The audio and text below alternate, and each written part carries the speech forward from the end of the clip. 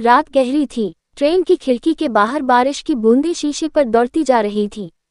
हर बूंद के गिरने की आवाज जैसे किसी पुरानी याद को जिंदा कर रही थी। मैं अकेली थी उस बोगी में, सीट नंबर 46 स्लीपर कोच। बाकी सब लोग या तो सो चुके थे या अपने फोन में खोए थे। मैंने कान में ईयरफोन लगाया, लेकिन गानों में सुकून नहीं मिला।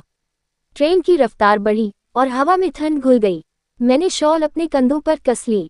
तभी दरवाजे की ओर नजर पड़ी, कोई था वहां, एक छाया सी जो खड़ी थी और मुझे देख रही थी। दिल हल्का सा कांपा। मैंने सोचा शायद टीटी होगा या कोई मुसाफिर पानी पीने आया होगा, पर वो छाया हिली नहीं। मैं उठी और थोड़ा आगे बढ़ी। कौन है वहां? मेरी आवाज खुद से भी धीमी थी। वो आदमी धीरे से आगे आया। लाइट की रोशनी में उसका चेहरा साफ दिखा। वो मुस्कुरा रहा था। डरिए मत, उसने कहा, मैं भी यहीं का यात्री हूँ। ट्रेन लेट थी तो दूसरी सीट पर चला गया था। उसकी आवाज में अजीब सी नरमी थी, लेकिन नजरों में कुछ गहराई। वो आकर सामने की सीट पर बैठ गया। कुछ पल खामोशी रही, सिर्फ ट्रेन की आवाज गूंज रही थी, टक टक टक टक। वो बोला, आप अकेली सफर कर रही हैं? मैंने सिर हिलाया। हाँ, बस अगले स्टेशन तक। उसने मुस्कुराते हुए कहा, रात लंबी है, नींद नहीं आ रही थी, सोचा थोड़ा बातें कर लूं। मैंने कुछ नहीं कहा, बस खिड़की से बाहर देखा। बारिश अब और तेज हो चुकी थी। वो आदमी मेरे सामने बैठा था, लेकिन उसकी निगाहें जैसे मेरे भीतर तक उतर रही थी। नाम बताऊं? उसने पूछा। मैंने कहा, जरूरत नहीं। वो हंसा, तो फिर रहस्य बना रहने दीजिए, कभी कभी नाम जान लेने से जादू टूट जाता है। उसकी बात अजीब लगी, पर उसमें कुछ ऐसा था जो मुझे रोक रहा था। मैंने नजरें झुका ली, पर दिल धड़कता रहा। वो धीरे से बोला, क्या आपको डर नहीं लगता ऐसे अकेले सफर में? मैंने कहा, डर तो हर किसी को लगता है, पर मैं उसे दिखाती नहीं। उसने मुस्कुराते हुए जवाब दिया, अच्छा है, क्योंकि जो डर को छिपा लेता है वही उसे जीत भी लेता है। उसकी बातें कुछ दार्शनिक सी थीं। मैंने सोचा शायद कवि होगा या कोई अजनबी जो जिंदगी से बहुत कुछ झेल चुका है। ट्रेन किसी सुनसान स्टेशन पर रुकी। बाहर अंधेरा था, सिर्फ एक पीली लाइट झपक रही थी। कंडक्टर की आवाज गूंजी, 3 मिनट का स्टॉप। मैंने पानी लिया, खिड़की खोली। ठंडी हवा अंदर आई और साथ ही उसकी नजरें फिर मुझ पर टिक गईं। उसकी आंखों में जैसे कोई कहानी थी, कुछ टूटा हुआ, कुछ रहस्यमयी। मैंने पूछा, आप कहाँ जा रहे हैं?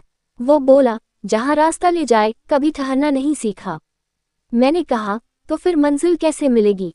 वो बोला, कभी कभी रास्ता ही मंजिल बन जाता है। ट्रेन फिर चल पड़ी। रात और गहरी हो गई। हम दोनों खामोश बैठे रहे। मैंने आंखें बंद की, लेकिन नींद नहीं आई। जब दोबारा आंखें खोली, वो नहीं था। मैंने चारों ओर देखा, सीट खाली थी। दिल की धड़कन तेज हो गई। क्या वो सच में था या मैं सपना देख रही थी?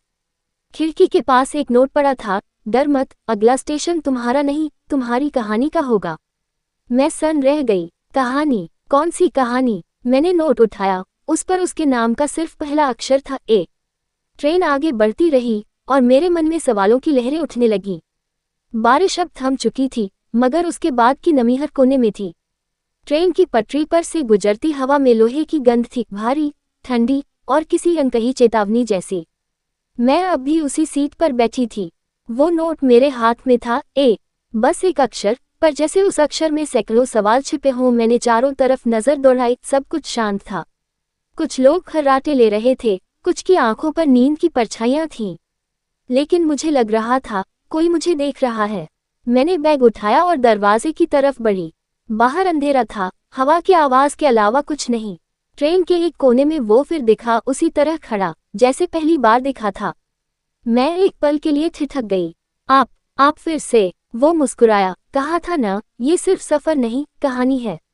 मैंने डर और जिज्ञासा के बीच खुद को संभालते हुए पूछा, क्या मतलब है आपका? ये सब क्या चल रहा है? वो थोड़ा पास आया। उसकी आवाज धीमी थी, कभी कभी हम किसी अजनबी में वो चेहरा देख लेते हैं जिसे हम पूरे जीवन ढूंढते रहते हैं, और जब मिल जाता है तो वक्त थम जाता है। मैंने कहा, आप अजीब बातें करते हैं। वो हंसा, सच हमेशा अजीब होता है। ट्रेन एक पुल से गुजर रही थी, नीचे गहरा अंधेरा था। अचानक लाइट झपकी, एक पल को सब कुछ धुंधला। जब रोशनी लौटी, वो गायब था। मैंने चारों ओर देखा, सीट खाली, गलियारा खाली। मैंने सांस ली, खुद को शांत करने की कोशिश की। शायद सपना था, मैंने बुदबुदाया। लेकिन तभी मेरे मोबाइल पर मैंने जल्दी से फ़ोन बंद किया। दिल की धड़कनें अब ट्रेन से तेज हो चुकी थीं। मैंने पर्दा गिरा दिया और खिड़की से बाहर झांकने की कोशिश की। अंधेरे में सिर्फ स्टेशन का साइन बोर्ड झलक रहा था, शिवनगर जंक्शन।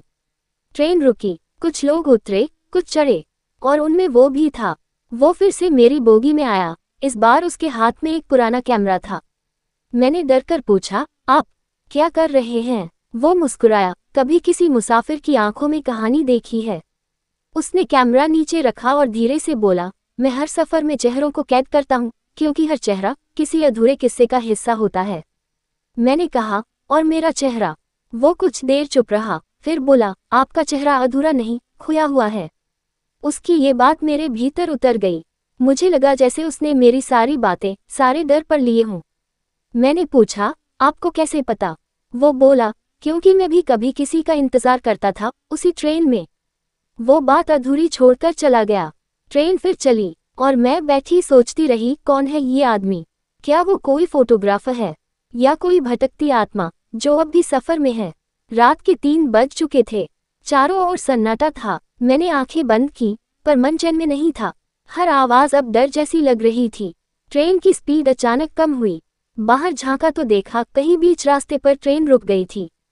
कंडक्टर की आवाज आई, थोड़ी तकनीकी दिक्कत है, सब लोग सीट पर रहें। मैंने खिड़की के पार झांका, अंधेरे में किसी टॉर्च की रोशनी चमकी। वो था वही आदमी, लेकिन इस बार उसने अपना चेहरा ढक रखा था। वो ट्रेन की खिड़की के पास आकर ठहर गया और बहुत धीमे से बोला, डरना मत, जो होने वाला है उससे तुम नहीं बच सकती। मैंने दरवाज़ा बंद कर लिया। दिल अब जोर जोर से धड़क रहा था।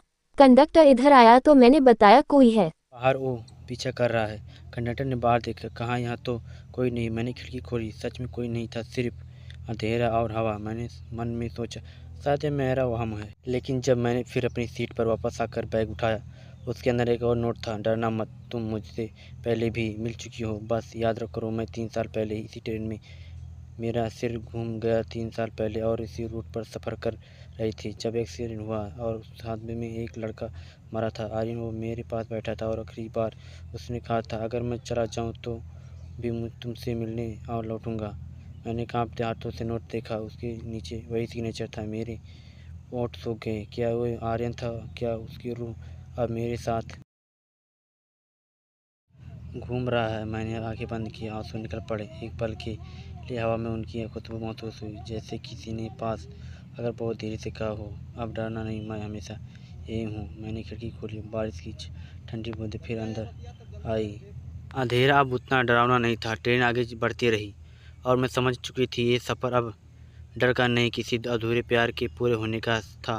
कहीं दूर से उसकी आवाज़ ने कहा, कहानी पूरी हो गई है, बस तुम मानो या ना मानो। और मैं मुस्कुरा दी, क्योंकि अब मुझे यकीन था कुछ मुलाकातें